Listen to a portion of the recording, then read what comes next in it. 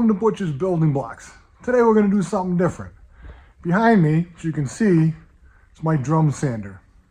Really good one. I went to change the sanding belt the other day. What a catastrophe. Anyways, as you can see, the drum is completely disassembled now, off the machine. I couldn't figure out how to get the sandpaper in.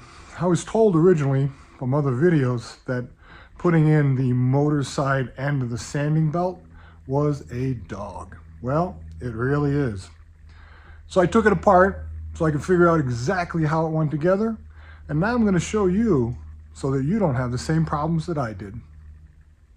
Here is the drum holding assembly off of my Grizzly G0920 drum sander. It was very difficult to get it to this point. Had to drive off compression fittings on this side before I could even get to it.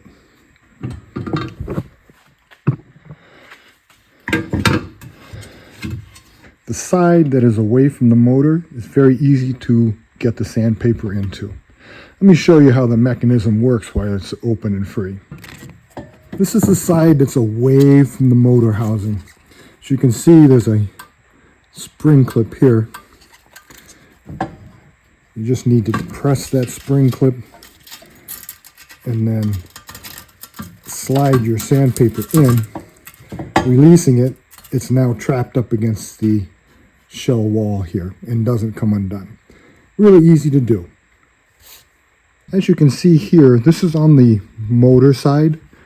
Here's the slot for your sandpaper to get into, and here is the mechanism that you need to move.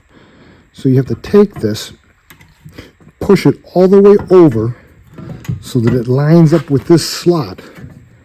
Take the tail end of your sandpaper and push it straight down towards the shaft. When you release it, it pulls it back and locks it in place very nicely. The only problem is doing this is not as easy when this whole piece is on the main unit. Assembled the sanding drum back within the frame, and now it's attached to the motor housing. I've cut my sandpaper with a 15-degree angle, which is what's recommended. The outside spring, like I said, is pretty easy. It just slips right in there, just as nice as can be, and is locked in place.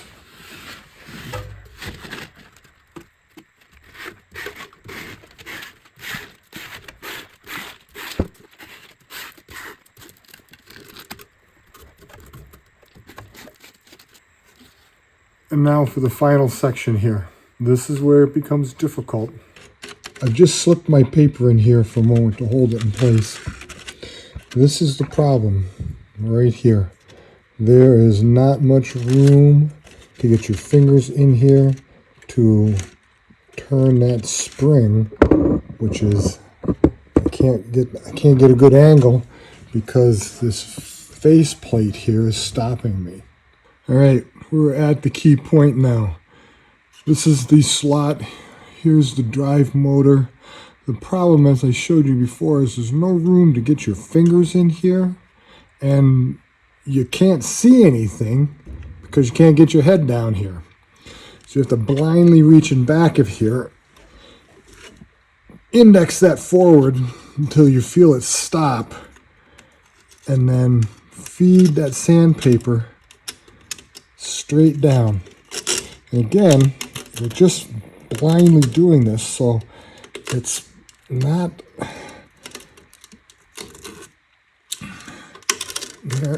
And then pull that mechanism back so that you're sure this is secured. Okay. Once you've done that, the sandpaper is nice and tight and won't come out. Well, there you go. That's how to change the sandpaper on the Grizzly 920. It is a good drum sander, without a doubt. The only complaint that I have is that putting the sandpaper in here unless you really know how that mechanism works, it's tough. I hope this helped you guys out. I hope you don't have to do the same thing I did and disassemble this whole thing to figure it out. If you like these videos, please like and subscribe down below. Have a good day.